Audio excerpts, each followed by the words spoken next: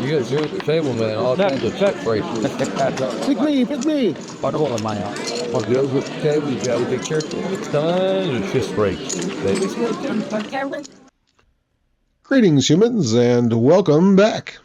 I'm Joey Pigtails, and this is episode number 32 of my poker vlog. Today I'm bringing you a whole bunch of PLO double board bomb pots recorded over the last few days, as well as a couple bonus regular PLO hands I happened to record late on Monday. Make sure to stay after the hands for a special announcement. For those of you that came out to Orange City on Friday or Saturday, you saw how busy it was. I had to park a couple football fields away and hike to the room. I'm not complaining as I need to get my steps in anyway, but I just love seeing so many of you coming out and enjoying poker. I fired the $300 40K guaranteed tournament on Saturday. I played great, but got knocked out a little before the money, running pocket tens and a jack 8 suited for my last 10 big blinds. I feel a little bad about this, but I honestly thought this event was going to have an overlay for some reason. However, they absolutely crushed it, more than doubling the guarantee. So congrats Byron and Ryan and the rest of the team at Orange City. This was a huge success and very smoothly run. Anywho, I want to stress again some concepts about double board bomb pots. Specifically, being heads up and being unable to scoop the pot really sucks. When you have a board on lockdown and nothing on the other board, put out a bet and only get one call, you're chopping the vast majority of the time. So as you consider bet sizing on the turn and run through the card combos in your head, do us a favor and speed it up, because it takes the dealer enough time to chop these chips up already. Don't postpone that any longer. Either get it in or check it down. To that end, if you find yourself with a board on lockdown and know you're going to chop a showdown, consider betting small to pull multiple opponents to see a turn card. Pull, people. Pull. Alright, let's go. This first bomb pot is a weird situation. Check out these flops. I have top trips on top and a pair and a gut shot on the bottom. Now, there's only one more 10 left in the deck, and that 10 is needed in order to have the nuts on bottom. I know I preach about betting small to pull multiple opponents to the turn all the time, but this spot is different. This is a monster, having the potential to scoop both boards, so I decide to bet 100 into 120. The player on my left now pots it to 420, and it's folded to me. I don't waste any time calling, and the dealer runs out the boards where I improve to a straight on the turn on bottom and second boat on top on the river. The result is I take 3/4 of the pot, having a larger boat on top and the same straight on bottom. The result here is actually the opposite of the original equities. My opponent had this same hand on top on the flop with queen high trips, and he flopped the straight on bottom, so I think I'll need to change my name from Joey Pigtails to Lucky Pigtails or something. Here's another interesting spot, flopping top set on one board where it is not the nuts, and one pair on the other. It's check to me, and this is not a lead spot unless we are last to act. We want to see a cheap turn card, and everyone else agrees.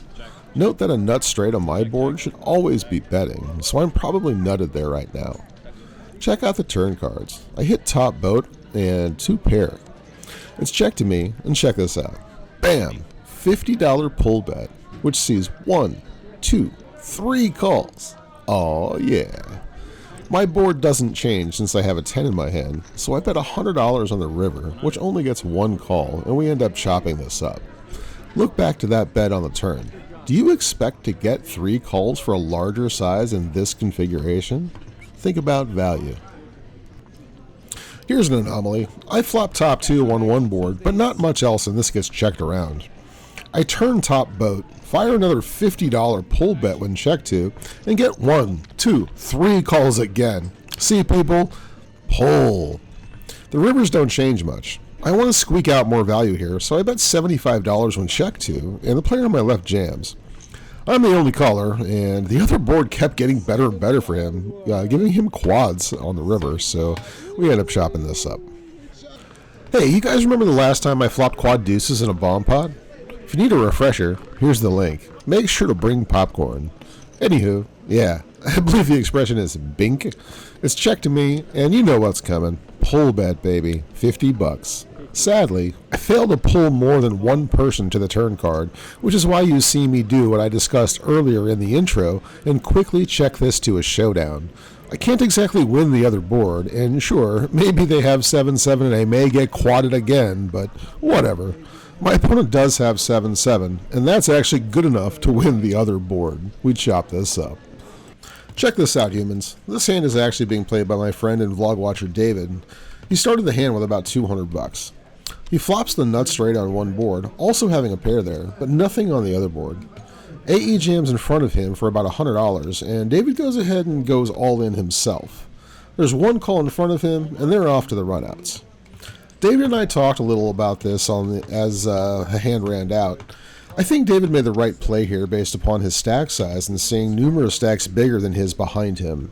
It does, however, suck to have equity on only one board, and this is a spot where it's possible for one or more players to have the same hand that he does, resulting in getting quartered or worse. So we may take a more passive line on the flop and just call if we were really deep and out of position versus the larger stacks. David does end up being the only player with equity on that board, so he ends up getting half the pot.